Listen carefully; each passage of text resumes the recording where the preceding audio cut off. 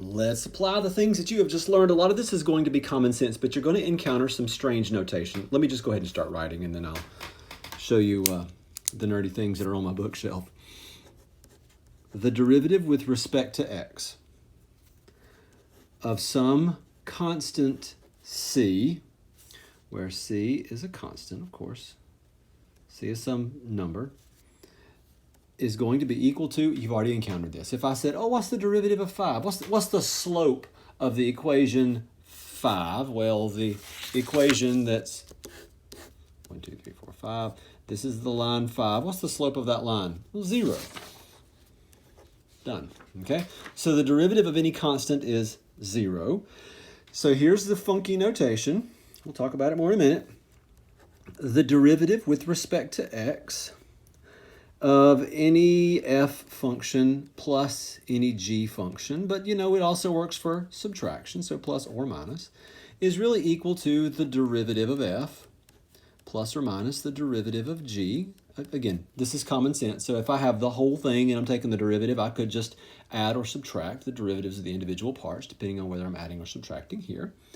And then the constant multiple rule, the derivative with respect to x, there's that phrase again that sounds so wacky, of some constant, same thing, c is a constant, c is a constant, of f of x, some constant times a function, is really the constant times the derivative of that function. So if I take the derivative of a constant times a function, I get the constant times the derivative. Okay, so a little bit of notation here. Calculus was invented, created, discovered, you can use whatever phrase you want to use there, whatever words you want to use there, simultaneously, and there is a huge controversy about it, which you can read about in this amazing book. It's really a good book.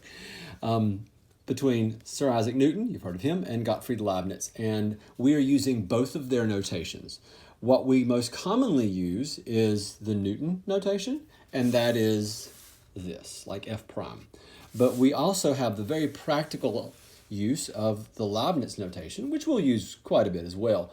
And that is where we basically are taking the rate of change of y with respect to x, the rate of change of some function with respect to x. In other words, how does this function change as x changes? This is slope. This is rise over run. So the difference of some function as x changes. That's what this is. Okay? So this is a blend of Newton's notation and Leibniz's notation, and I highly recommend this book, but that's not why you clicked this video, now is it? Here we go. Suppose f is this equation and g is this equation, given h is a combination of all of them. Find h prime of 25. Whoa, what? Okay. It is going to behoove us to write in blue, no reason. If I wanted to know, I'm going to bring my work over here, if I wanted to know the derivative of h, then I would have, well, 4 times f of x. Well, that'd be 4 times the derivative of f. And you just found this out, like taking the derivative of a function with a constant, you just put the constant and then take the derivative of the function. Again, this formalizes the stuff that's already down in your soul. It's kind of common sense. And then I will subtract, well, g of x, but I'm taking the derivative, so it's g prime of x. And then I'm still taking the derivative of h, so the derivative of 5x would just be 5 times 1, which of course is 5. And I want to know h prime of 25. Okay, fine, let's do it. Just to get a little further though, h prime of x is equal to 4 times, well, let's find f prime minus, and then let's find g prime, and then we'll add 5. Okay, so f prime, that would be negative 2x. G prime, okay, well, we need a little rewrite here. Got to do a little rewrite. So this is 10x to the 1/2 plus x. So then we would have 10 times a half, that's going to give me 5. And then we'll subtract 1 from the 1/2, that gives me a negative 1/2. And then we'll take the derivative of x, which is 1. The slope of 1, x is 1. There's that. I'm perfectly okay with that. If you are, but I'm not. I want to go a little bit further. This is negative 8x. This will be negative 5. And this is a negative exponent, so it goes to the denominator based on where it is now. And that is a square root, so square root of x. And then I would say plus 1, but it's minus 1. So minus 1 and then plus that 5, so plus 4. There's a lot of room for error if we start simplifying too much before we have to plug things in, but it's a good little practice, so we did it.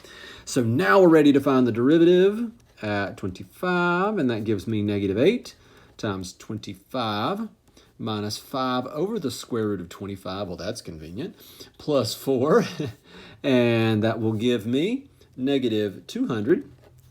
This is 5 over 5, that would be 1 minus 1, and then plus 4, and I have negative 197. Yes! Okay, let's keep moving, and things change just a little bit on this next one because they told us values instead of giving us equations, right?